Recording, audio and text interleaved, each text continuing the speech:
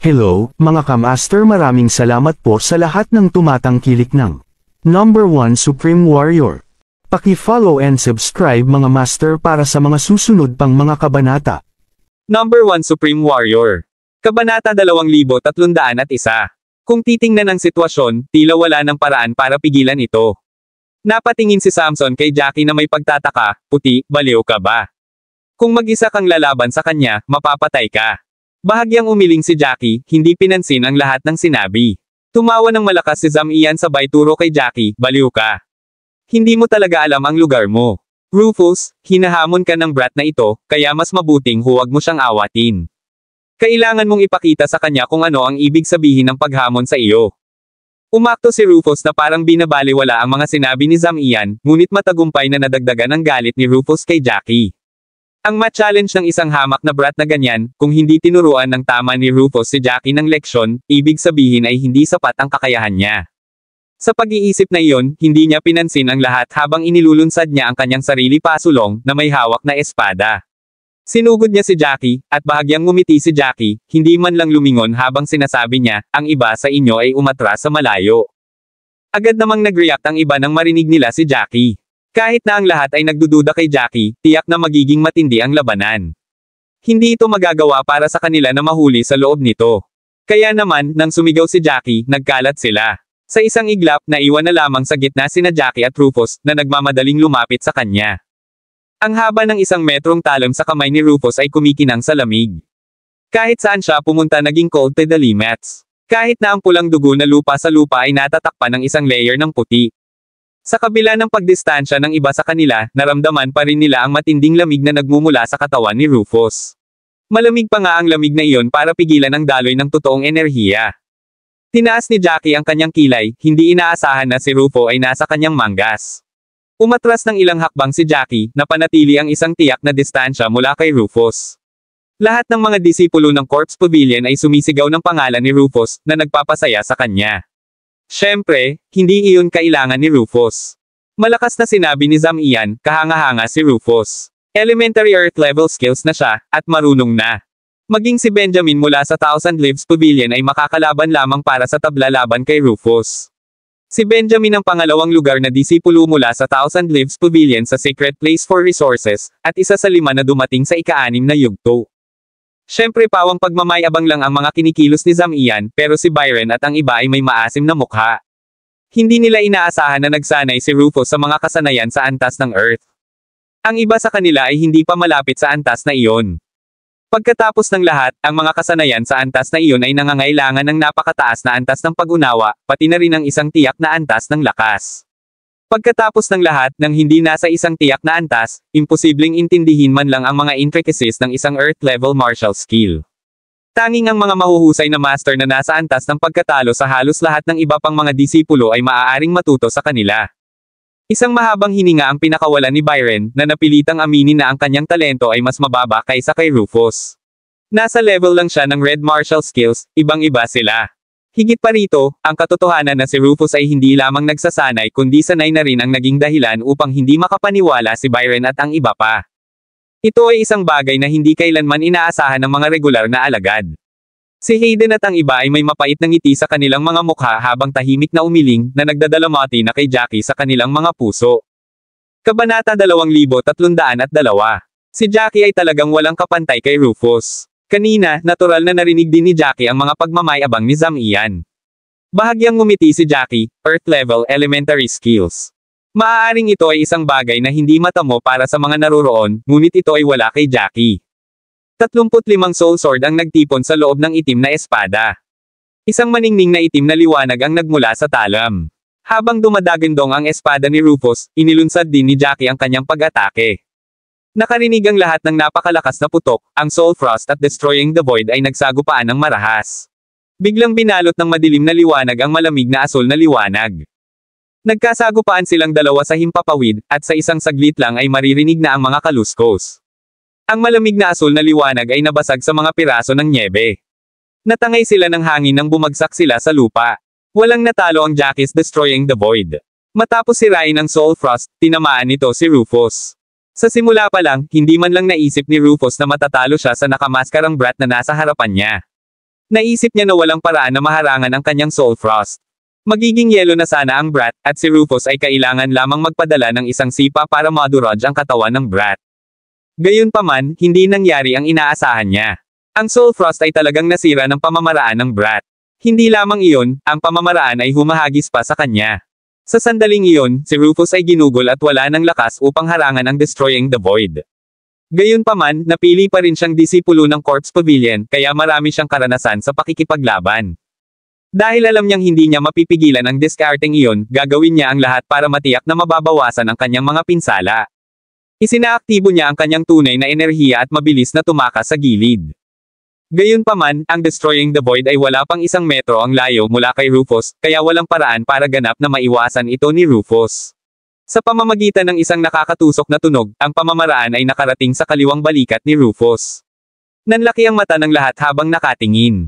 Wala silang nakitang isang patak ng dugo, ngunit ang mukha ni Rufus ay parang nawala lahat ng dugo niya. Namumutla na ito habang sumisigaw, ano ba ito? Ang sakit na nagmumula sa kaluluwa ay hindi isang bagay na kayang tiisin ng isang regular na tao. Pakiramdam ni Rufus ay parang 10,000 langgam ang nangangagat sa lugar na nabutas, at ang sakit ay patuloy na tumitindi. Ang pamamaraan na ginamit ni Jackie ay hindi lamang tumago sa kanyang balikat kundi sinisira din ang kanyang kaluluwa. Ginamit ni Rufus ang tunay na enerhiya ng kanyang buong katawan sa pagtatangkang pigilan ang Destroying the Void na mabulok ang kanyang kaluluwa. Gayunpaman, ang kapangyarihang iyon ay hindi kapani-paniwalang kakaiba. Kahit napilit itong pinipigilan ni Rufus, pinabagal lang nito. Sobrang sakit pa rin niya kaya nanginginig ang buong katawan niya. Sa isang pagkatisod, nagsimula siyang mahulog mula sa himpapawid, marahas na lumapag sa lupa. Lahat ay tumingin sa tanawin na hindi makapaniwala. Ang Soul Frost ni Rufus ay mukhang napakalakas. Naramdaman ng lahat ang kapangyarihan nito, ngunit ang pamamaraan ni White ay tila may mahiwagang kapangyarihan. Wala sa kanila ang nakadama ng anumang matinding pagbabago-bago ng enerhiya. Gayunpaman, ito ay talagang nagkaroon ng napakalaking epekto. Sinira nito ang isang elementarya na antas ng kasanayan sa Earth, at nasugatan pa si Rufus. Si Rufus ay karaniwang natalo sa isang galaw lamang. Paano ito posible? Bahagyang nanginginig ang boses ni Hayden. Hindi siya naglakas loob na maniwala sa nasaksihan niya sa harapan niya. Walang sino man doon ang hindi nakakaalam sa husay ni Rufus bilang isang alagad na pangalawa lamang kay Lennon. Kabanata 2303. Ang isang tulad niyan ay napatunayang walang kapantay kay White. Sino si White? Bakit hindi nila narinig ang tungkol sa kanya dati? Nakahinga ng maluwag si Samson, hindi katakataka na nailigtas niya tayo. Akala ko nagkataon lang, pero ganoon talaga siya kagaling. Sa sandaling iyon, dahan-daang nag-react si Isaiah. Bahagyang nanginginig ang labi niya, hindi alam ang sasabihin. Nanlaki ang mga mata ni Byron, nakatingin kay Jackie na nakalutang sa ere na parang hindi makapaniwala. Si Sam Ian parang nakatapak lang ng karayom, napabuka ang bibig, pero ni isang salita ay walang lumabas. Ang lahat ng mga disipulo mula sa Corpse Pavilion ay nakanganga ng pareho, hindi makapagbitaw ng kahit isang salita. Sobra para sa kanila ang pagkagulat sa kanilang nasaksihan. Hindi nila inaasahan sa loob ng 1,000 taon na si Rufus, na hindi pa natalo, ay matatalo sa kamay ng isang hindi kilalang brat. Nakataas ang kilay ni Jackie habang nakatitig kay Sam Ian. Kinilig si Sam Ian sa titig, at nakaramdam siya ng lamig sa kanyang likod. Para siyang papatayin ni Jackie sa susunod na sandali. Hindi niya napigilang umatras ng 2 hakbang, at sa eksaktong pagkakataong iyon, narinig ang nanginginig na boses ni Rufus, bakit hindi mo ako tinulungang makatayo? Nang marinig iyon, ang mga disipulo ng Corpse Pavilion ay nawala ng malay at nagmamadaling lumabas, na magulong tinulungang makatayo si Rufus. Nanginginig ang buong katawan ni Rufus sa sakit. Nakahawak ang kaliwang kamay niya kung saan siya tinusok. Maging ang kanyang hininga ay pabago-bago. Kakaiba ang pakiramdam ng buong eksena. Si Rufus ay walang anumang panlabas na pinsala, ngunit tila siya ay nasa labis na sakit na siya ay halos namamatay. Sa sandaling iyon, napagtanto ng lahat na si Rufus ay hindi nagdusa ng pisikal na pinsala, ngunit isa sa kaluluwa. Ang sakit ng kaluluwa ay isang bagay na hindi maihahambing sa anumang pisikal na sakit. Mas masakit at mas mahirap gamutin. Iyon ay isang bagay na alam ng lahat. Sa pag-iisip tungkol doon, lahat ay nagsimulang tumingin kay Jackie na may ibang mata. Tumingin si Byron kay Hayden at sinabing, sino siya? Iyon ang pinakamalaking tanong sa puso niya. Sino ang lalaking iyon? Bakit napakalakas ng lalaking iyon? Paano ginamit ng lalaking iyon ang pag-atake ng kaluluwa? Umiling si Hayden, mas gusto pa ang sagot kaysa kay Byron. Gayunpaman, wala siyang anumang bagay. Nakatitig sina Samson at Isaiah kay Jackie na nanlalaki ang mga mata na para bang isa siyang halimaw. Ilang oras ang ginamit ni Rufus para pigilan ang sakit sa kanyang kaluluwa. Sa sandaling iyon, ang kanyang mukha ay hindi kapani-paniwalang mapatla, katulad ng isang vampira. Akala ko kung sino yon. Kaya't, habang sinabi iyon ni Rufus, tinitigan niya ng masama si Jackie. Ano? Ang taong ito ay si Jackie. Tumaas ng ilang decibel ang boses ni Samson. Nanginginig ang kanyang bibig na parang baliw habang ang kanyang mga mata ay puno ng pananabik at hindi makapaniwala. Lalong nanlaki ang mata ni Isaiah. Tama nga ang hula niya, si Jackie talaga ang lalaking ito. Akala niya masyado siyang nag-a-assume na walang ganoong pagkakataon sa mundo. Parang coincidences ang nangyari for a reason. Isang mahabang buntong hininga ang pinakawalan niya habang may kakaibang ekspresyon, mukhang marami kaming ginagawang komento tungkol kay Jackie kanina. Kabanata 2304. Bigla siyang napuno ng matinding panghihinayang sa lahat ng sinabi niya kanina. Wala siyang ideya na nasa tabi niya ang pangunahing tauhan, kaya walang pinipigilan ang kanyang mga pagsusuri.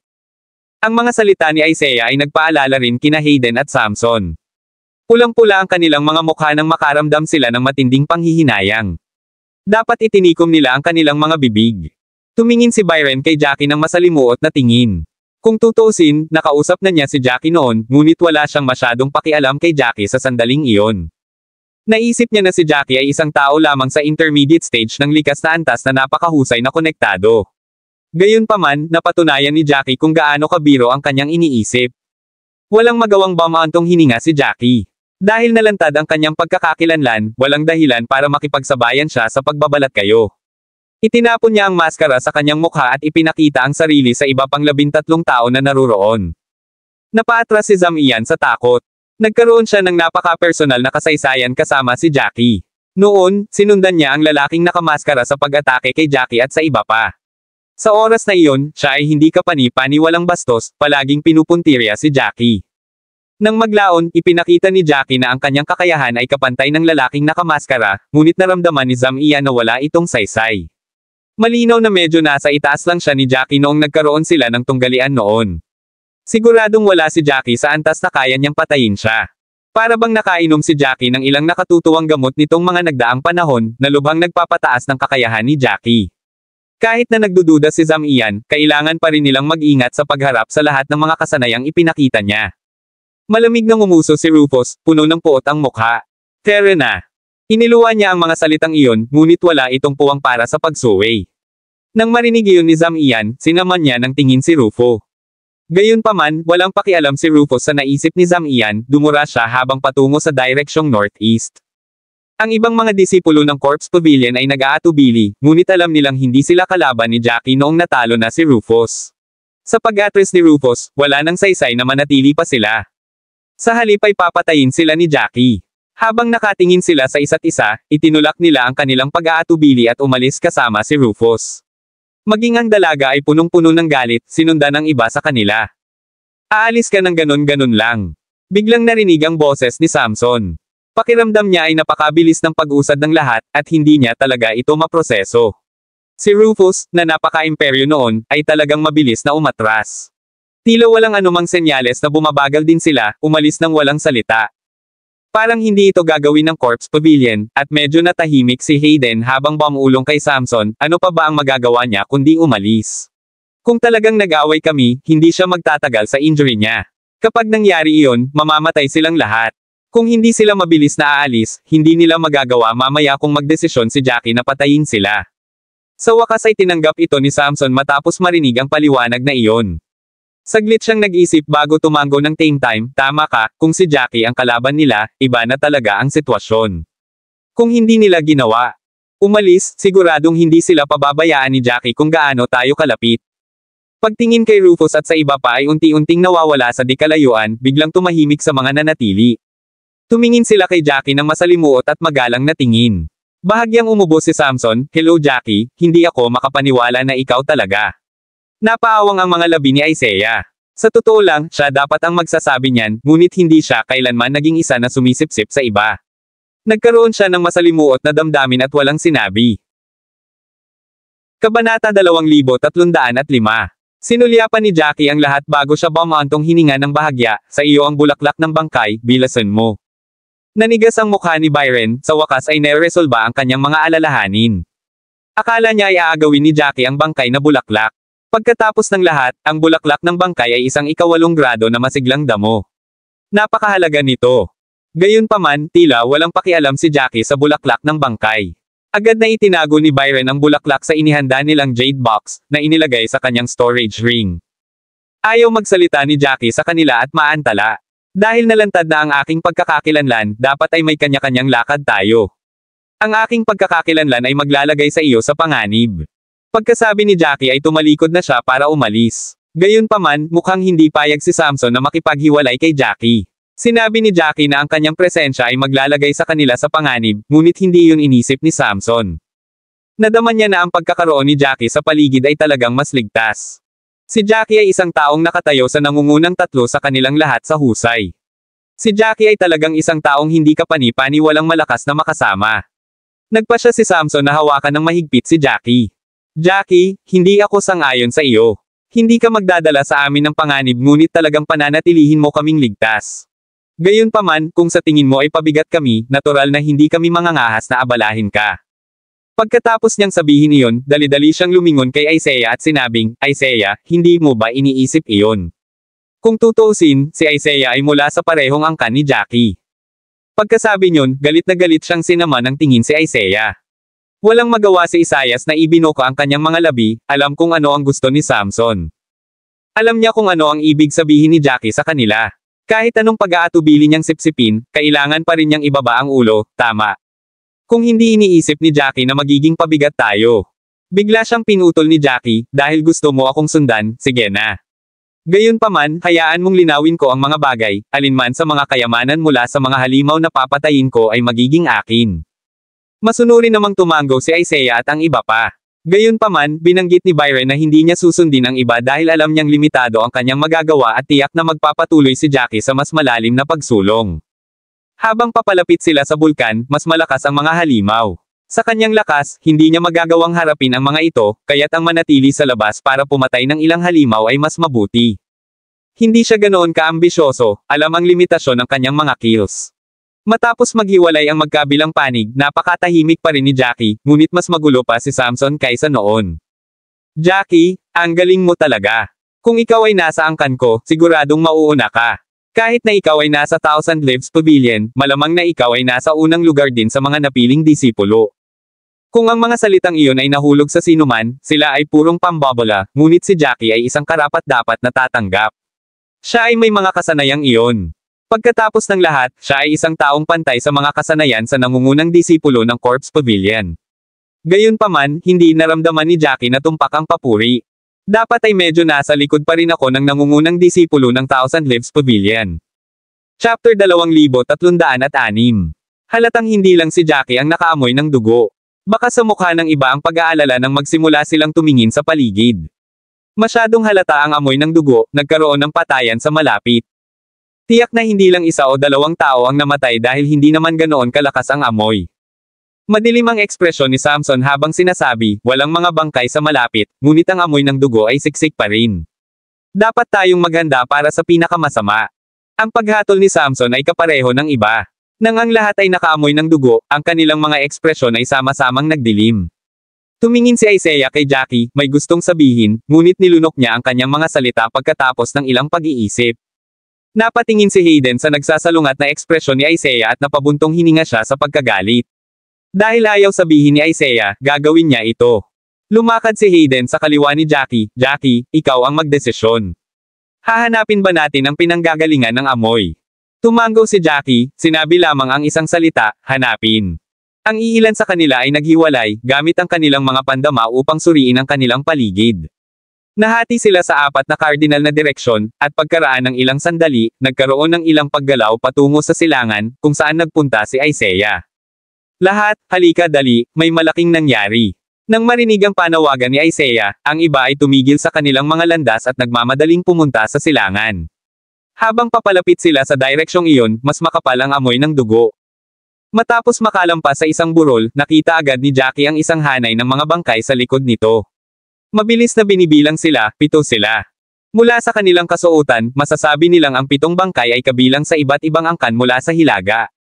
Nang makita nila ang eksena, si Jackie at ang iba ay nagmadali sa kanilang lakad, mabilis na nakarating sa tabi ni Isaiah. Isang mahinang sigaw ni Jackie, "Reeve!" Dali-dali siyang lumapit sa bangkay ni Reeve. Si Reeve sa sandaling iyon ay walang bakas ng kanyang karaniwang walang pakialam na kilos. Ang kanyang mukha ay mapatla, at ang kanyang dibdib ay hindi na humihinga. Hinawakan ni Jackie ang braso ni Reeve. Ito ay malamig na parang yelo. Ilang oras nang namatay si Reeve. Si Jackie ay may hindi kapani-pani walang pangit na ekspresyon sa kanyang mukha. Napakaganda ng impresyon niya kay Reeve. Maraming beses na siyang kinausap ni Reeve noong nakaraan. Bilang kapwa-disipulo mula sa parehong angkan, si Reeve ay mas malapit sa kanya kaysa sa karamihan. Akala niya ay makikita na naman niya ang walang kwentang ngiti ni Reeve. Hindi niya inaasahan na sa susunod na pagkikita nila ay magiging bangkay na si Reeve na walang init. Mariin na nakapikit si Reeve, at walang emosyon ang mukha. Natuyo na ang dugo sa labi niya. Para sa ilang kadahilanan, kahit na si Reeve ay isang bangkay na, si Jackie ay nakadarama ng isang piraso ng ayaw at galit sa kanyang kawalan ng ekspresyon. Huminga ng malalim si Jackie, bahagyang nanginginig ang kanang braso. Ang sama ng ekspresyon ni Isaiah habang nakaluhod sa tabi ni Reeve. Katulad ni Jackie, maganda ang relasyon ni Isaiah kay Reeve. Ngayong namatay na si Reeve, ang bigat ng mood niya kay Jackie. Sa sandaling iyon, isa pang sigaw ang narinig, Jackison Jones.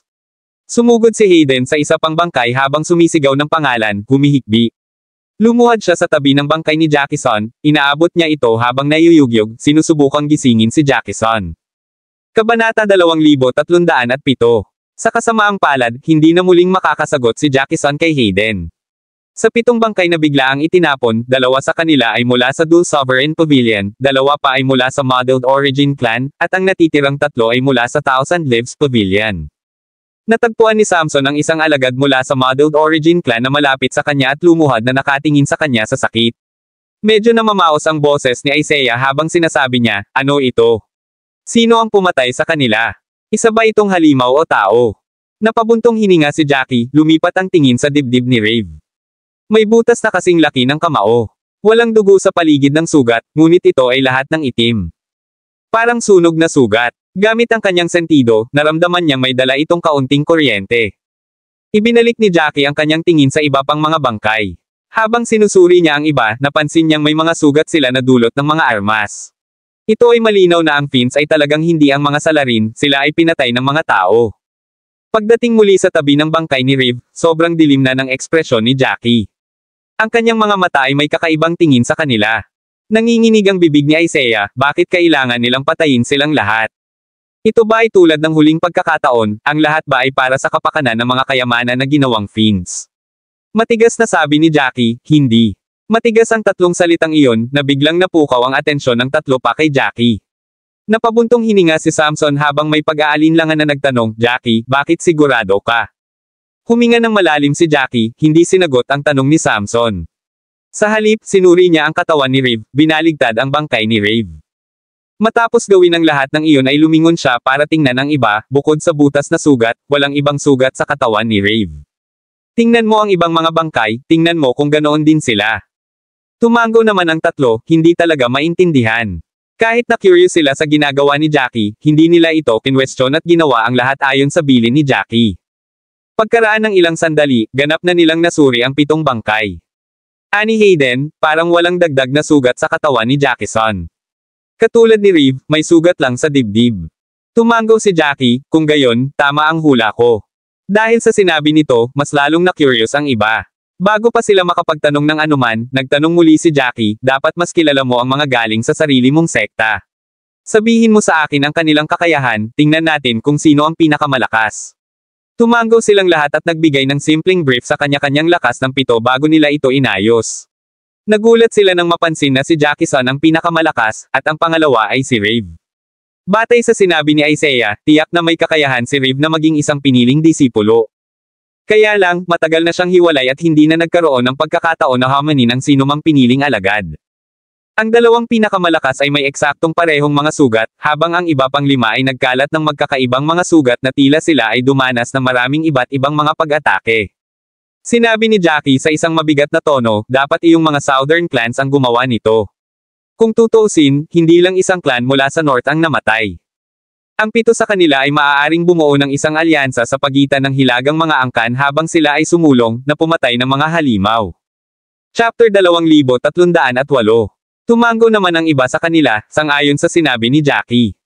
Dahan daw ang tumayo si Jackie sa lupa bago nagpatuloy, total 7 sila. Kahit na hindi sila ang pinakamalakas, hindi magiging mahina ang 7 magkasama.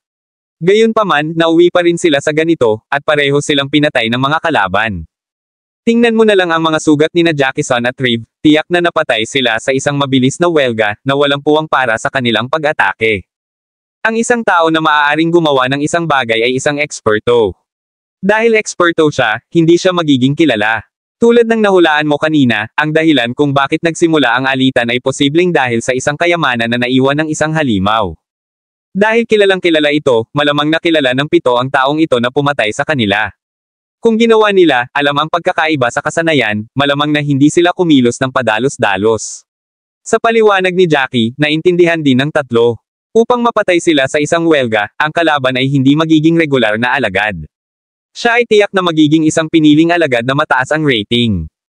Ang isang tao sa antas na iyon ay makikilala ng hindi bababa sa 1 sa 7. Kung nakilala nila ang tao, malalaman din nila kung gaano siya kalakas, tulad ni Rufus noon. Kung hindi sila nagpakita, at kung hindi nakipagtulungan si Jackie sa huling sandali, napilitan na sana si Byron na umatras, kahit anong ayaw niya. Maaaring ibigay ang bulaklak ng bangkay, mas mahalaga ang kanilang buhay sa huli. Ang 7 namatay ay hindi tanga. Kung alam nilang malalakas ang kanilang mga kalaban, ano pa kaya ang silbi ng pakikipaglaban? Gayunpaman, hindi sila umatras at sa halip ay pinatay. Pinili pa nga ng kalaban ang 2 pinakamalakas sa kanila, pinatay sila sa isang suntok, na wala silang puwang para lumaban. Si Jackie ay may galit na galit sa kanyang mukha, pagpatay ng hangarin na nagpapakita. Ito ay tiyak na isang pamamaraan. Wala silang pakialam sa ilang kayamanan, ni wala silang ibang gusto. Gusto lang nilang pumatay. Ang lahat ay para patayin ang grupong ito. Kaya naman napakalinis ng mga pagpatay, walang ibang posibleng resulta. Hindi ka pani-paniwalang mabigat ang tono ni Jackie habang sinasabi niya ang lahat ng iyon. Masyadong malayo iyon. Galit na tumayo si Samson, bahagyang nanginginig ang mga kamay. Ito ay dapat na mga piraso ng basura mula sa corpse pavilion, baliw ba sila? Bakit sila nagpaplanong pumatay? Ano ang mapapala nila sa pagpatay sa mga taong iyon? Wala namang ginawa para i-provoke sila, bakit nila ginawa yon? Muling tumingin sina Hayden at Isaiah kay Jackie, umaasang makakuha ng sagot mula kay Jackie. Napabuntong hininga si Jackie, ang kanyang mga mata ay nagwawalis sa mga bangkay sa lupa bago niya sinabing, hindi lang nila pinapatay ang mga tao para sa kapakanan nito. Talagang may layunin sila. Kung ano ang layunin, walang mapapala sa pagpatay sa kanila. Hindi ako sigurado sa aking sarili, mayroon lang akong malabong hula. Hindi na nagpatuloy si Jackie pagkatapos noon, at galit na sinabi ni Hayden, siguro ang kayamanan na nakuha ng 7 ito pagkatapos patayin ang halimaw ay isang bagay na hindi kapani-pani walang mahalaga. Nalaman ng mga taong iyon at nagpas siyang gumawa ng isang bagay. Jackie shook his head, disagreeing with Hayden, I doubt it. Sa totoo lang, mga 10 kilometro pa lang ang nilakad namin kahit matagal na kaming naglalakad. Kung ikukumpara sa 200 kilometrong lakaran, nasa labas pa tayo. Ang mga halimaw na pinatay dito ay hindi maaaring maging ganoon kahalaga. Sa karamihan, ang mga ito ay ilang mga espiritual na gamot o baso. Kapag mas malapit ka sa Netherworld Mountain, ang pagpatay sa mga fiend ay makakakuha ka ng mga kayamanan na ganoon kahalaga. Hindi kayang patayin ng mga iyon ang 7 ito dahil sa kanila. Kahit na ginawa nila, ang mga pagpatay ay hindi sana magkatugma. Kabanata 2309. Kung gayon bakit nangyari ito? Naiiyak na sabi ni Samson. Maliban sa mga katawan ni na Jackie-san at Reeve na hindi dumudugo, ang iba ay halos nababad sa dugo. Dahil sa makakapal na amoy ng dugo kaya nila natagpuan ang madugong eksenang ito. Tumangala si Hayden at seryosong sinabing, since hindi naman for treasure, at hindi pwede dahil nangangati lang sila ng away ng walang dahilan, bakit nila ginawa ito? Talagang may layunin sila, ngunit hindi ko talaga maisip kung ano ang maaaring maging layunin. Lumingon si Jackie, nakatingin sa bundok ng Netherworld, kahit ano pa iyon, malamang na hindi natin ito maiisip mula sa 7 bangkay na ito ng mag-isa. Kailangan nating magpatuloy sa paghahanap, at tingnan kung mayroong anumang mga pahiwatig sa ibang lugar. Tumango silang 3, feeling nila tama si Jackie. Lumingon si Jackie at pinagmasdan ang katawan ni Reeve na puno ng emosyon. Gustong malaman ni Jackie kung sino ang gumawa nito. Baka siya ang dahilan. Ano man ang mangyari, hahanapin niya ang pumatay para kay Reeve, at tutulungan si Reeve na makaganti. Napabuntong hininga si Jackie, sige, ayusin natin saglit ang mga bangkay nila at ilagay sa mga storage ring natin. Hindi natin sila pwedeng iwanan na lang sa ilang. Namatay na sila sa mundong ito na kulay dugo at responsibilidad nating ilabas sila. Sabay-sabay na tumango ang iba. Ang bawat isa ay nagtago ng mga katawan mula sa kani-kanilang mga angkan. Matapos maimbak ang mga katawan, ang naiwan na lang sa lupa ay walang katapusang dugo. Ang pagtingin dito ay lubos na kasuklam-suklam, at ito ay sapat na upang magpadala ng lamig sa puso ng sinuman. Walang sinabi ang grupo nang tumalikod si Jackie at nagpatuloy sa paglalakad patungo sa bulkan. Sumunod naman ang iba sa likuran ni Jackie. Pagkaraan ng 2 hakbang pasulong, sinabi ni Jackie nang hindi lumingon, magpapalit-palit tayong 4 sa pagpapadala ng ating mga pandama upang suriin ang ating paligid. Kapag may napansin kang kakaiba, ay voice out ka agad. Ang pagpapadala ng kanilang mga pandama ay tumutukoy sa pagpapalawak ng espiritual na kapangyarihan upang pagmasdan ang paligid. Hindi dahil sa pagmamataas, o sa paniniwalang kaya nila ang anumang bagay na hindi nila nagawa noon. Hindi, ito ay dahil napakabilis nitong naubos ang aura, at ang nagpapanatili ng aura ay ang kanilang tunay na enerhiya. Ang paggasta ng tunay na enerhiya upang mapanatili ang kanilang aura ay isang bagay na maglalagay sa isang hindi kapani-pani walang kawalan kung sila ay mag-aaway. Napakadaling mahulog sa panganib.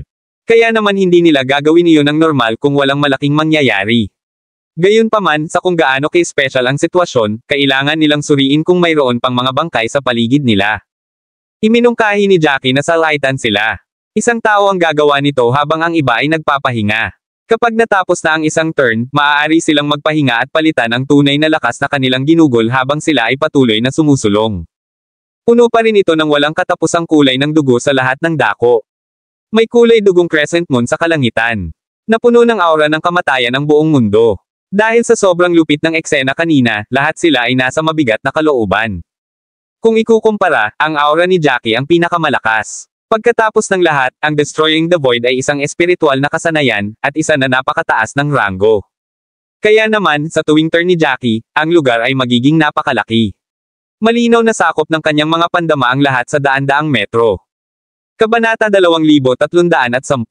Sa sandaling iyon, si Hayden, na kanina patahimik, ay biglang nagsabi, naalala ko na ngayon. Lumingon silang tatlo at nakita si Hayden na may pagtataka sa mukha. Tiningala niya si Jackie ng same time at nagmamadali siyang pumunta sa tabi ni Jackie. Ito ay Evil Blood Thunder. Mariing sabi ni Hayden. Tumigil sandali si Jackie bago nagtanong, ano ang Evil Blood Thunder? Mabilis na sumagot si Hayden, ang Evil Blood Thunder ang dahilan kung bakit naramdaman namin ang hiwa ng kuryente sa paligid ng mga sugat nina Jackison at Reeve. Nanatili ang kuryente sa paligid ng kanilang mga sugat, at walang dugo sa kanilang paligid. Parang kakaiba. Pakiramdam ko parang pamilyar ito sa oras na iyon na parabang nakita ko na ito sa kung saan. Sinubukan kong alalahanin habang naglalakad kami, at bigla kong naalala. Minsan ay nakakita ako ng martial skill na tinatawag na Evil Blood Thunder sa mga sinaunang talaan. Nag-iiwan ito ng epekto pagkatapos pumatay ng isang tao. Pagkasabi nun ay naging seryoso ang mukha niya. Huminga siya ng ilang malalim, inayos ang sarili bago nagpatuloy, ito ay isang napakalupit na pamamaraan, ngunit ito ay may mataas na ranggo. Ito ay may mga kakayahan ng isang intermediate. Yugto ng Earth level technique. Ang mga nagsasanay dito ay kailangang patuloy na pumatay ng ibang tao upang masipsip ang dugo ng iba. Ang mga natama ng pamamaraan ay maa-absorb at matunaw kaagad ng Evil Blood Thunder ang lahat ng dugo sa paligid ng kanilang mga sugat. Dahil sa mga katangian ng kidlat ng pamamaraan, ang bawat strike ay hindi kapani-pani walang sumasabog.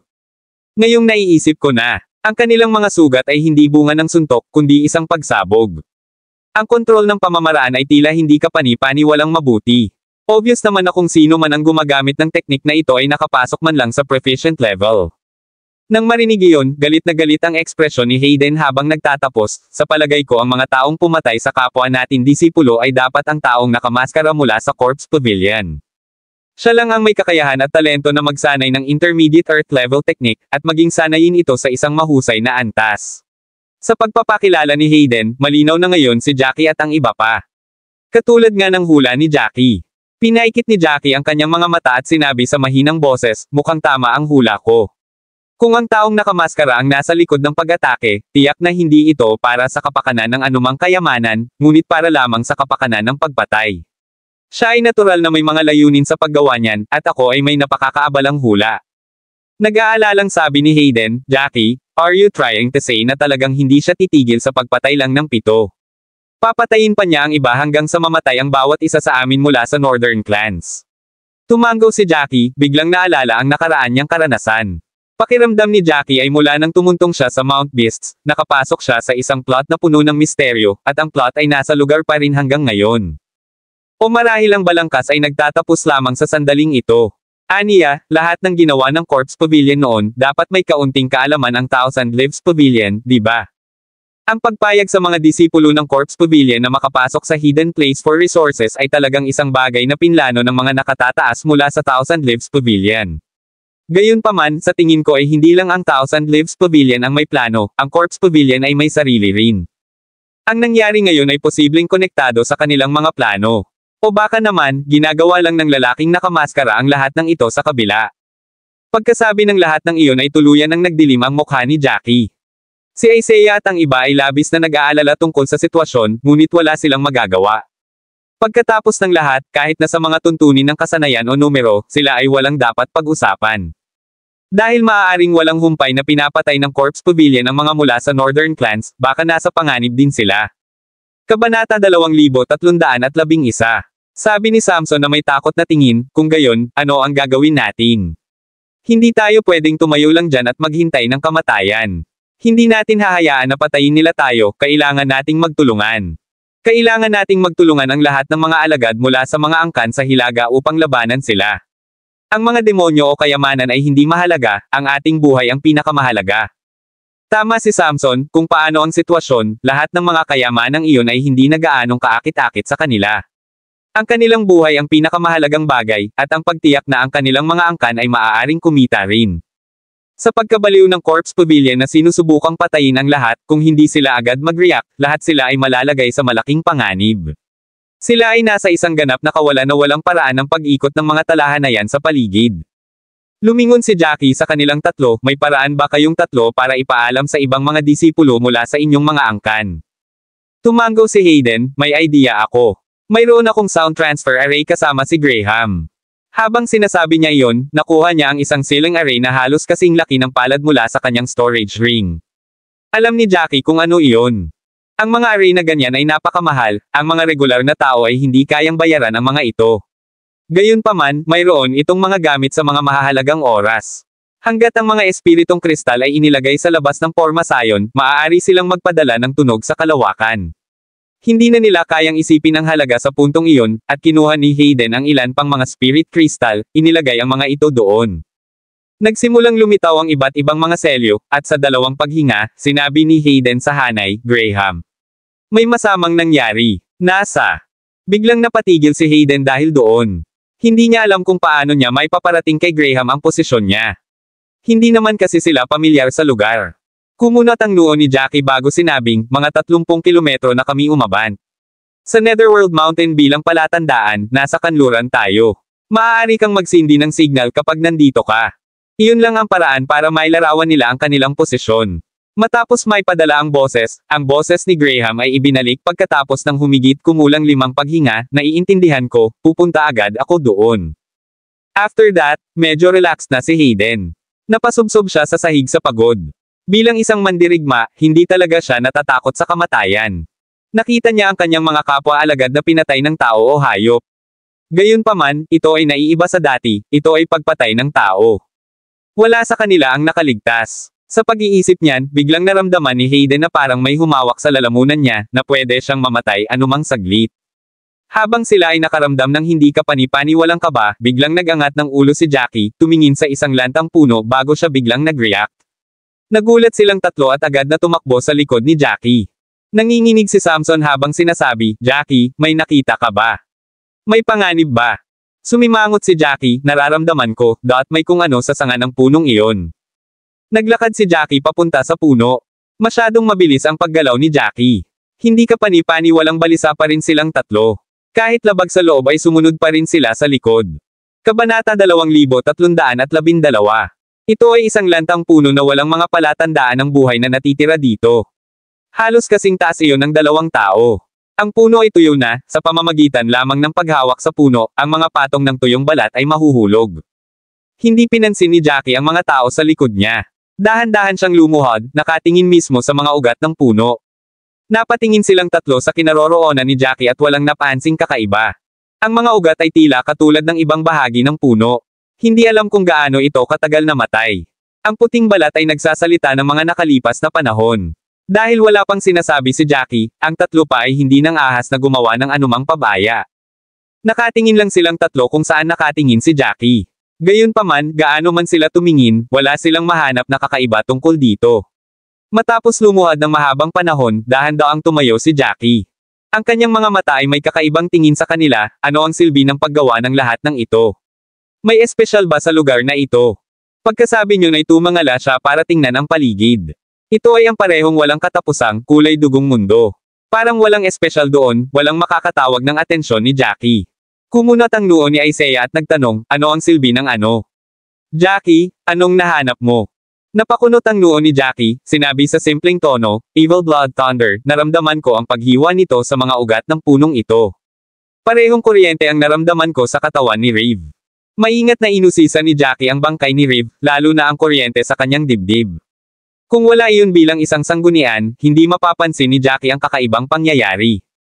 Ang lalaking nakamaskara ay nag-iwan lamang ng kaunting kuryente sa paligid ng punong iyon, marahil bilang isang marka lamang. Iyon ang dahilan kung bakit pinalawak ni Jackie ang kanyang atensyon, sinusubukang tingnan kung mayroong anumang espesyal sa kanilang paligid. Gayunpaman, pagkatapos maghanap ng mahabang panahon, wala siyang napansin. Posibleng marka lang talaga iyon. Sa mga salita ni Jackie, ang tatlo sa kanila ay nagpadala ng kanilang mga sentido sa mga ugat ng puno, at sigurado nga, napansin nila ang mga labi ng Evil Blood Thunder. Hindi kapani-pani walang madilim ang ekspresyon ni Hayden, ano ba ang gusto ng basurang ito? Talagang may layunin siya sa isip. Dahil ang kanilang mga kapwa-alagad ay namamatay sa gayong malupit na paraan, si Hayden at ang iba pa ay natural na hindi kapani-pani walang nabalisa.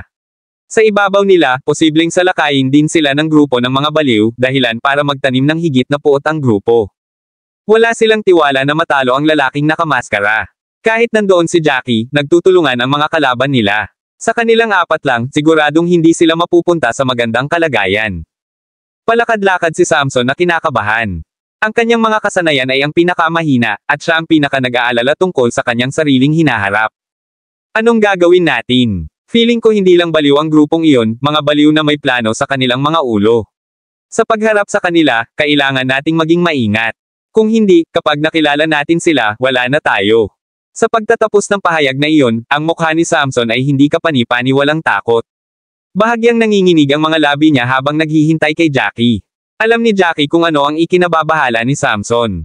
Wala ring masyadong magagawa si Jackie sa sandaling iyon. Dahan-dahan lang sa ngayon. Alam na natin na siguradong sasalakay ang grupong ito kapag nakasalubong nila tayo. Tapos, kailangan lang nating umatras kaagad sa sandaling makita natin ang mga bakas nila.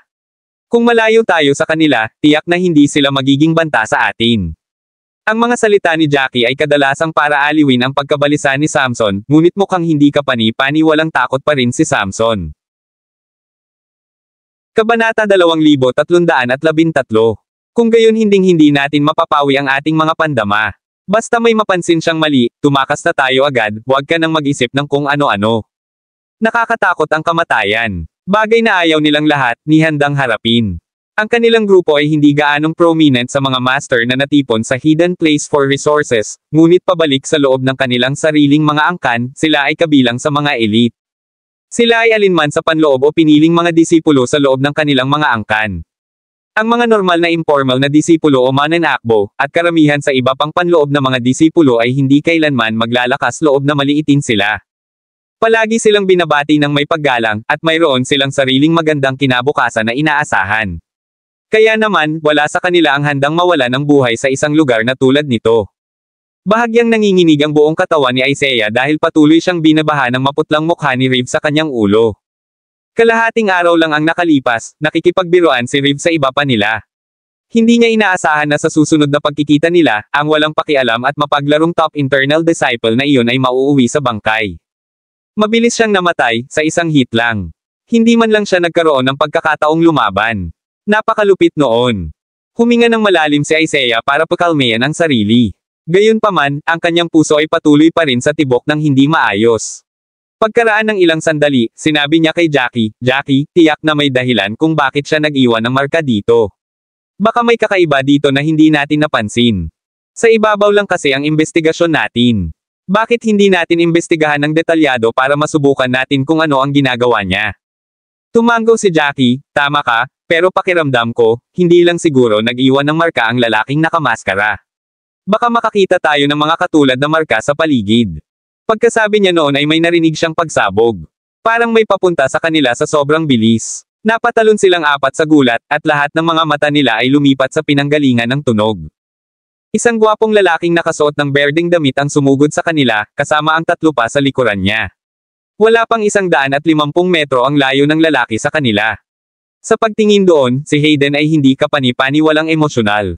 Nandito na si Graham, nandito na siya sa wakas. Sa inyong dalawa, malamang hindi na ako mamatay. Nang makita si Graham ay napatahimik si Hayden. Napataas ang kilay ni Jackie, bumalik sa isip niya ang sound transfer array na inilabas ni Hayden kanina. Ang array ay isang bagay na hindi kapani-paniwalang mahal. Karaniwan, hindi posibleng pagmamay-ari sila ng mga regular na alagad. Kahit na si Hayden ay isa sa mga nangungunang internal na disipulo sa Thousand Lives Pavilion, wala pa rin siyang pera para bumili ng ganoong bagay.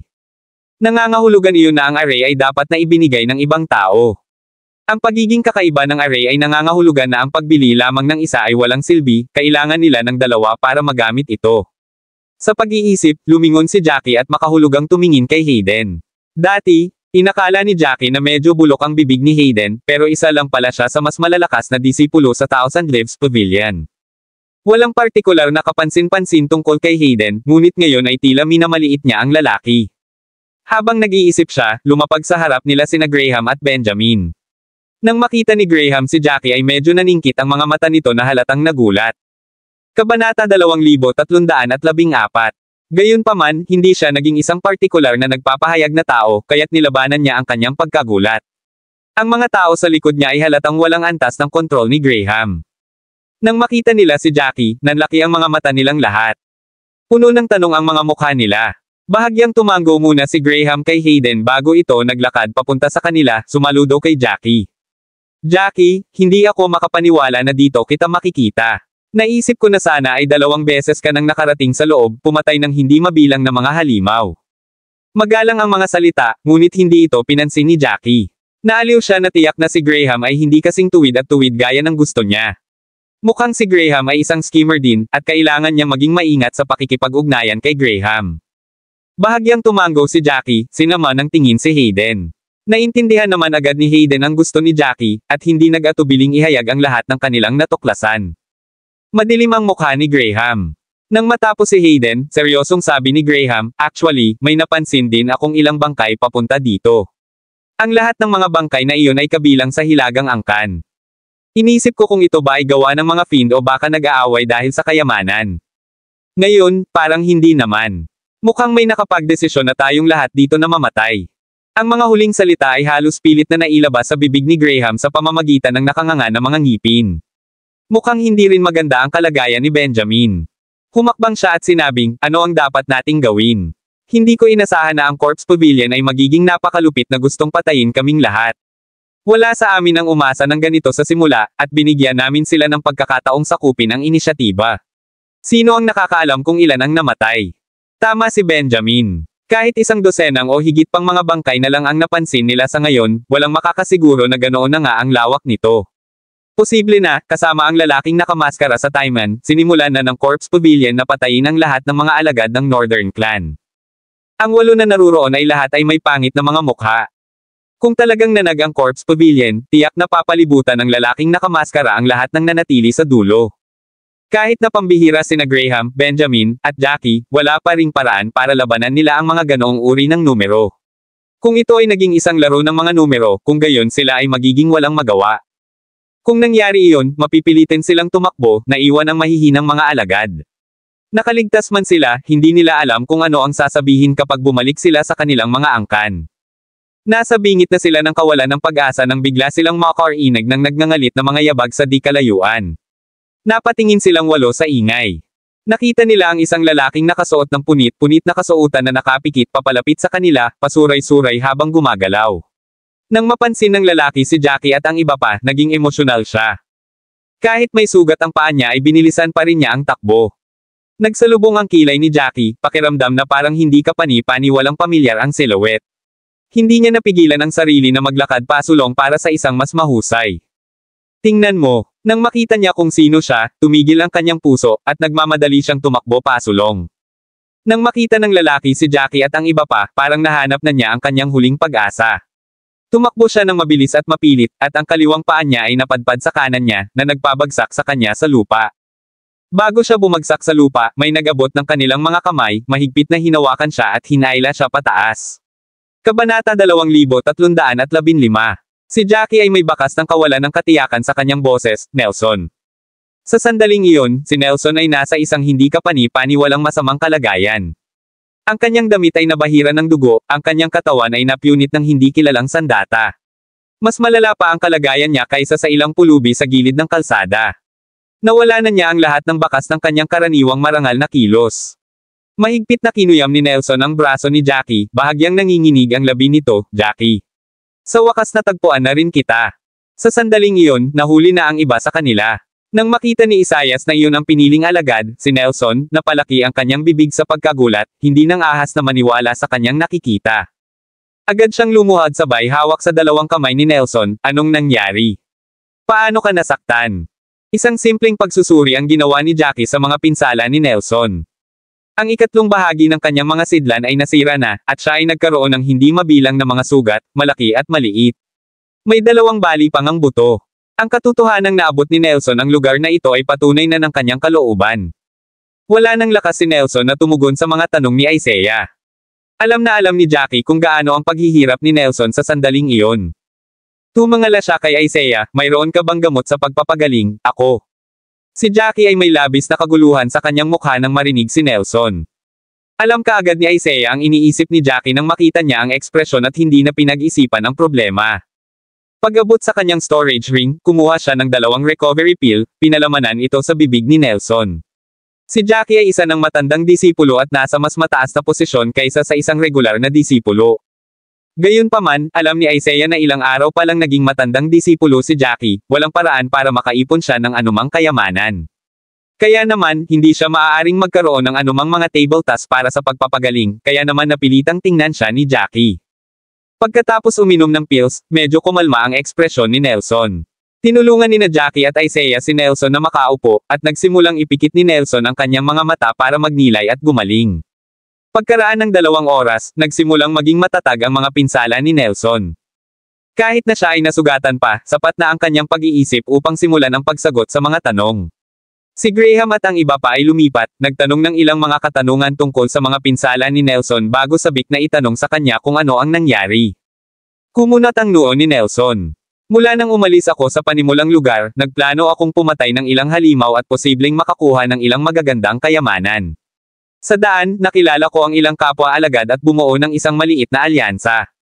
Ang maliit na alyansa ay binubuo ng 5 sa amin, 3 mula sa Dul Sovereign Pavilion at 2 mula sa Thousand Lives Pavilion. Sa di malamang dahilan, may kakaiba sa mukha si Nelson nang banggitin niya ang alyansa. Napansin man ng karamihan sa kanila, walang hamarang sa kanya. Patuloy ni Nelson, sabay kaming umunlad na 5, pinapatay ang mga demonyo. Ang paglalakbay ay napuno ng mga sorpreso ngunit hindi naging partikular na mapanganib. Ngunit, 2 oras na ang nakalipas, bigla kaming nakatagpo ng isang malaking grupo ng mga disipulo mula sa Corpse Pavilion. Nanginginig ang mga kamay ni Nelson habang inaalala ang eksena. Hindi niya napigilan ang takot at galit. Parang nasaksihan niya ang patayan sa harap ng kanyang mga mata. Wala akong ideya kung ilang alagad ang kasama ng lalaking nakamaskara. Gayunpaman, alam ko na walang paraan para sa aming 5 na tumayo sa napakarami sa kanila. Higit pa rito, kasama ang lalaking nakamaskara sa Taiman, malamang na madali nilang magagawa ang anumang gusto nila. Kaya naman, umiwas kaming 5 na maghanap ng anumang gulo sa kanila. Hindi niya alam kung para saan dinadala ng lalaking nakamaskara ang napakaraming kapwa-disipulo. Kaya na-curious kami. Kabanata 2316. Kurba ang labi ni Nelson sa mapait na ngiti habang nagsasalita. Parang kinukutya niya ang sarili pati na rin ang mga taong nag-usap noon. Naisip ko na hanggat hindi niya sila ginagalit, at hanggat sinubukan niyang lumayo sa kanila, hindi kami malalagay sa anumang panganib. No one would have ever expected na bigla silang hihinto sa pag-advance kapag napansin nila kami, at sa halip ay sumugod sa amin. Tumakas kaming 5 sa sandaling napagtanto naming may mali. Gayunpaman, kami ay masyadong mabagal, at kalaunan ay nahuli nila kami. Ni hindi man lang tayo nakikinig tungkol sa ating pagkakakilanlan o kung saan tayo nanggaling, ang una nilang ginawa ay inatake tayo ng kanilang mga armas. Nanginginig ang buong katawan ni Nelson, namumula ang mga mata habang nag-flashback sa kanyang isipan ang mga nangyari. Pakiramdam niya ay tuluyan na siyang nasira. Napalunok siya at nagpatuloy, paano tayo naninindigan laban sa kanila. Napatingin ako nang bumagsak ang kapwa ko disipulo sa harapan ko. Sa sandaling iyon, ang tanging naiisip ko ay tumakas. Sa kabutihang palad, binigyan ako ng matanda ng isang nakakasakit na anting-anting bago kami umalis. Ang pag-atake mula sa item ay hindi kapani-pani walang malakas matapos itong i-activate, at ito ay bumagsak sa grupo. Sinamantala ko ang pagkakataong iyon para makatakas.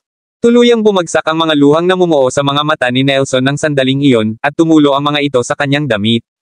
Nagpalitan ng tingin ang lahat, napansin kung gaano kabigat ang isyu. Ito ay tulad ng kanilang inaasahan, ngunit nangangahulugan din na ang sitwasyon ay nasa pinakamasama. Masakit na sinabi ni Isaiah, kaya ikaw lang ang nakaligtas. Sa totoo lang, iniiyakan lang ni Isaiah ang sitwasyon. Sa nangyari, si Nelson na lang sana ang nakaligtas, pero... Biglang nagbago ang ekspresyon ng mukha ni Nelson nang tanungin siya ni Isaiah na parang may iba pang twist. Naaga ng kanyang kilos ang atensyon ng lahat. Ang mga hindi pamilyar kay Nelson ay hindi makabuo ng mga salita sa sandaling iyon, ngunit kilala ni Isaiah si Nelson sa loob ng maraming taon. Sa kakaibang ekspresyon ni Nelson, nagtanong siya, may nangyari pa ba? May nakaligtas na ba? Hindi binalak ni Nelson na magsalita tungkol doon. Pagkatapos ng lahat, hindi lamang ang mga mula sa Dul Sovereign Pavilion ang natipon doon. Gayunpaman, kung hindi niya ito sasabihin, maaari itong magdulot ng pinsala sa kanilang lahat. With that, Nelson brought himself to confess, someone else had survived, yes. Hindi lamang siya nakaligtas, ngunit hindi siya nasaktan. Siya ay nasa napakahusay na kalagayan. Kitang-kita ang galit ni Nelson sa paraan ng pagsasalita niya, at ang mga taong nakapaligid sa kanya ay tumingin ng may pagkamausisa. Isang mahabang buntong hininga ang pinakawalan ni Nelson habang hinihimas ang kanyang mga templo. 3 kami mula sa Dul Sovereign Pavilion, dagdag ni Nelson, na halos umungol. Bukod sa akin at sa disipulong namatay, nandyan din si Griffin Olsen. Karaniwan, kahit na hindi tunay na inaprobahan ni Nelson kung paano kumilos si Griffin, itinuring niya si Griffin bilang isang junior. Gayunpaman, ang sitwasyon ay ganap na naiiba sa oras na ito. Ang galit ni Nelson ay hindi napigilan sa puntong ito nang ilabas niya ang kanyang tugon, at ito ay masyadong halata upang hindi pansinin. Biglang nag-smirk si Jackie. Si Griffin ba ay nagsumite ng kanyang sarili sa Corpse Pavilion bago ka man lang nagsimulang makipaglaban. Siya ang sumuso sa lalaking nakamaskara at palagi akong binabastos. Hindi lang siya nakaligtas, ngunit bahagi na siya ng Corpse Pavilion.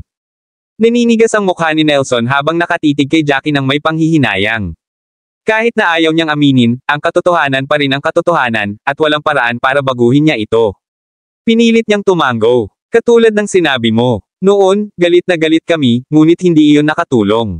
Nakapagdesisyon na siya at malamang na hindi na siya babalik sa Dul Sovereign Pavilion. Kabanata 2317.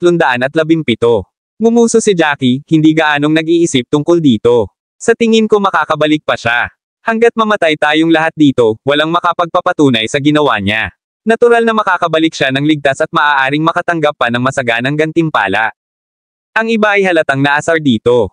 Kahit na mahirap para sa kanila na punahin ang sitwasyon, kasama ang katayuan ni Griffin pati na rin ang iba pa mula sa Dul Sovereign Pavilion na naroroon, tahimik pa rin nilang kinasusuklaman ang mga aksyon ni Griffin.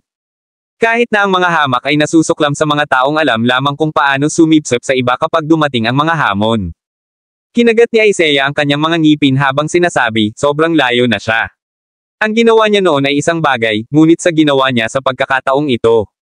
Tama na, pagsingit ni Jackie habang itinataas niya ang kanyang kamay, hindi na sulit ang pag-aaksaya natin ng oras sa pakikipag-usap tungkol sa kanya sa puntong ito. Sa kadahan-daang tumayo si Jackie at tumingin kay Graham. Mayroon ka bang anumang paraan ng pakikipag-usap sa iba? Sa kanilang pagtitipon ng kanilang mga puwersa laban sa amin, ang aming pinakamahusay na hakbang ay upang tipunin ang bawat isa sa aming lakas tao. Malungkot na tumango si Graham, nagmamadaling kinuha ang sound transfer array at nakipag-ugnayan sa iba. Ang Dul Sovereign Pavilion ay mayroon ding paraan ng pagbabahagi ng lokasyon nito, ngunit kumpara sa sound transfer array, ito ay mas simple. Gayunpaman, ito ay lubos na kapaki-pakinabang. Pagkatapos ng mabilis na pakikipag-ugnayan sa lahat sa loob ng 15 minuto, naabisuhan na nila ang lahat ng magagawa nila. Pagkaraan ng halos 2 oras, ang lahat ng natitirang mga disipulo sa Northern Clan ay natipon na. May mga pinilit pang ang lumapit, sa kabila ng iba't ibang pinsala. Pagkatapos nilang mag-headcount, napansin nilang 25 na lang sila.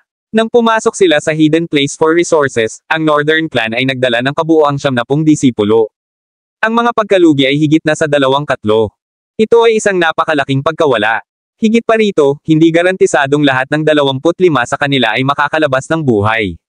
Ang sitwasyon ay nasa isang hindi kapani-paniwalang seryosong estado. Matapos magtipon ang lahat, medyo napawi ang hindi magandang pakiramdam. Si Graham ay abala sa pag-aliw sa iba pang mga disipulo, habang si Jackie ay pumili ng isang liblib na lugar at dinala rin si Nelson.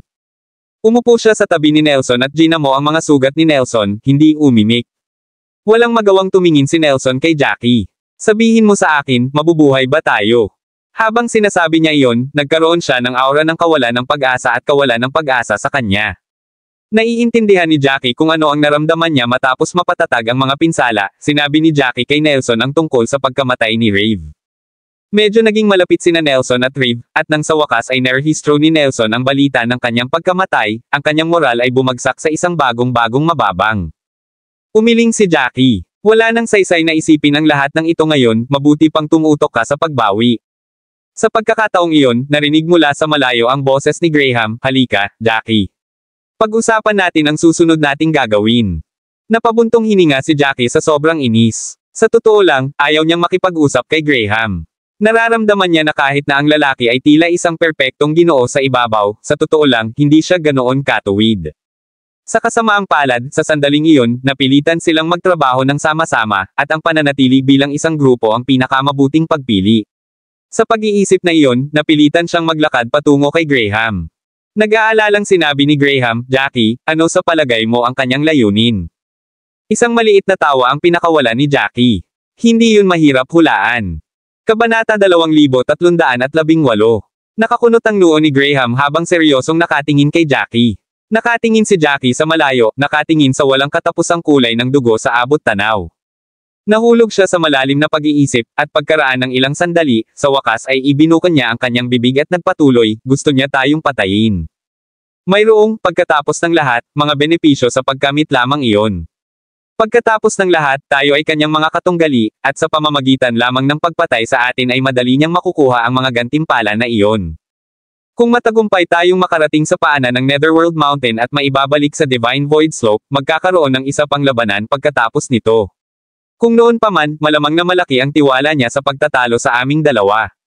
Gayunpaman, sa ngayon, malamang ay wala na siyang kumpiyansa. Tumango si Graham bilang pagsang-ayon, tama si Jackie. Ang pagpatay sa kanila ay magliligtas sa kanya ng maraming problema. Malamig na ngumiti si Jackie bago niya idinagdag, he's got a grudge against me from the start, too. Higit pa rito, tiyak na mayroon siyang isa pang layunin sa pagpasok sa Hidden Place for Resources. Sa pag-alis sa amin, sa kanyang mga hadlang, mas magiging madali para sa kanya na gawin ang anumang bagay. Nagtatampo ang mukha ni Graham habang sinabing, kaya nga gusto niyang patayin tayong lahat, ayaw niyang may makaligtas. Tumango si Jackie, at malapit nang mawala ng kontrol si Graham sa kanyang kalmado. Ang pag-iisip lamang tungkol sa lalaking nakamaskara, na palaging kumikilos ng mataas at makapangyarihan, at ang pag-iisip tungkol sa hindi kapani-paniwalang di kapani-paniwalang posisyon na kanilang kinalalagyan ay nagdulot sa kanya ng hindi kapani-paniwalang pagkabalisa. Napatingin siya kay Jackie. Sa tingin ko may mali. Tumaas ang isang kilay ni Jackie, sinenyasan si Graham na magpatuloy, hininaan ni Graham ang kanyang boses habang sinabing, tama ka. Ang pinakamatinding hiling niya sa ngayon ay ang makaalis ng mga hadlang, at kami iyon, para makarating siya sa Netherworld Mountain ng mag-isa, kaya siya lang ang nakapasa. Wala siyang kumpiyansa na kaya niyang patayin kaming dalawa sa isang suntok, kaya kailangan niyang magplano, linisin ang lahat sa paligid namin at iwan kaming mag-isa. Pagkatapos, gagamit siya ng mga numero para maalis tayo. Pagkasabi niyan, huminto siya, at tumango si Jackie. Iyon siguro ang pinaplano niya, kaya saan bahagi nito sa tingin mo ang mali? Tila may naisip si Jackie pagkatapos ng sarili niyang tanong, at napangiti siya. Sinasabi mo na dahil sinusubukan niyang alisin ang lahat ng makakatulong sa aming dalawa, kung gayon walang bakas na maiiwan, ngunit natagpuan namin ang mga bangkay. Tumango si Graham. Iyon nga ang iniisip niya, at ito ay masyadong kakaibang punto. Kung talagang nagplano ang lalaking nakamaskara na alisin ang lahat, naiiwan lamang silang dalawa ni Jackie sa huli, hindi sana niya hahayaang matanto sa kanila na may kakaiba. Gayunpaman, pagkatapos niyang patayin ang mga disipulo sa hilagang angkan, pinahintulutan niya ang iba na mag-amok, hindi nag-abala sa pag-alis ng anumang mga bakas at ipinakita ng maliwanag. Malinaw na wala siyang pakialam kung makita ito ni Graham at ng iba pa. Mabigat na tanong iyan. Bago natin malinawan ang puntong ito, pakiramdam ko ang iyong naunang hula ay walang batayan upang panindigan. Tama si Graham, at sumang-ayon din si Jackie sa sinabi niya. Ngumiti si Jackie, hindi sumagot sa tanong ni Graham at, sa halip, binanggit ang mga nakatagong bakas ng kuryente sa lantang puno. Sinabi ni Graham sa pagkalito, nag-iwan siya ng mga bakas ng Evil Blood Thunder bilang isang marka, at sa palagay mo ay tiyak na higit pa sa isa. Ano ang kinalaman nito sa iyong mga hinala kanina? Tumangala si Jackie at same time na sinabi, talagang may kinalaman ang dalawa sa isa't isa. Siguradong tama ka noon. Dahil gusto niyang patayin ang lahat ng tao sa paligid namin at tapusin kami sa huli, hindi niya sana kami pinapansin. Gayunpaman, ang katotohanan ng bagay ay tila sinasadya niya kaming mapansin ito. Nais niyang ipakita ang lahat sa aming harapan, kaya tiyak na mayroong isang bagay sa likod nito. Kung ano man sila, ang kanyang mga layunin ay para sa atin na makita. Kabanata 2319. Napakaraming kamangha-manghang bagay sa Divine Void Slope, kaya sino ang hindi magugustuhan ang mga ito? Siyempre gusto niya silang lahat para sa sarili niya, at kung ganoon nga, kailangan niya munang paalisin kaming lahat. Hindi pa rin lubusang matanggap ni Graham ang lahat ng sinabi, at nag-aalinlangan ang kanyang mga mata. Bahagyang ngumiti si Jackie habang naglalakad pasulong, ipinatong ang isang kamay sa balikat ni Graham. Dahil obvious ang goal niya, so lahat ng ginagawa niya is to contribute toward that goal. Ang pag-iiwan niya ng marka ay para din sa layuning iyon.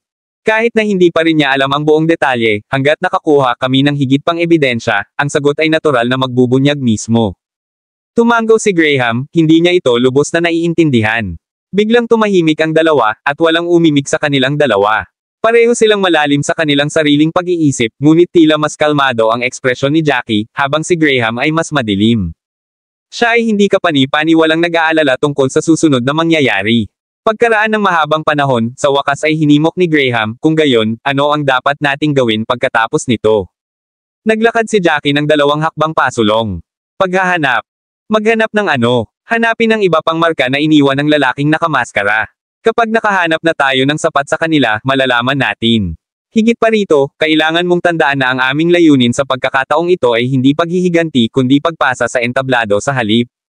Tumango si Graham, pakiramdam na makatwiran ang mga sinabi ni Jackie. Patuloy ni Jackie, tumigil na tayo sa pagkagusot dito.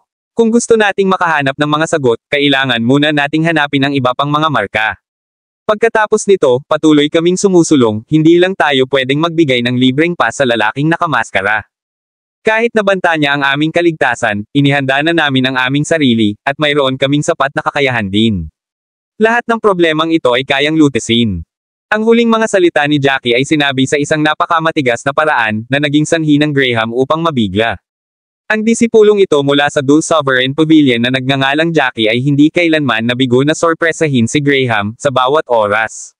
Hindi niya inaasahan na ang isang alagad mula sa isang regular na angkan ng 3 baitang ay maaaring umakyat sa kinaroroonan ni Jackie. Ang katotohanan ay ang kanyang kakayahan ay kapantay ng kay Graham. Madiskarte rin siya, at napaka-mature niya sa kung paano siya magsalita at kumilos. Napatingin si Jackie kay Graham at napansin niyang iba na ang tingin sa kanya ng huli. Hindi niya maiwasang mapabuntong hininga sa isip, ngunit hindi niya pinag-isipan ang bagay na iyon. Nagpasya siyang baguhin ang paksa, at sinabing, wala tayong oras na sayangin. Dahil sigurado na tayo sa susunod nating gagawin, dapat na tayong magmadali at magayos.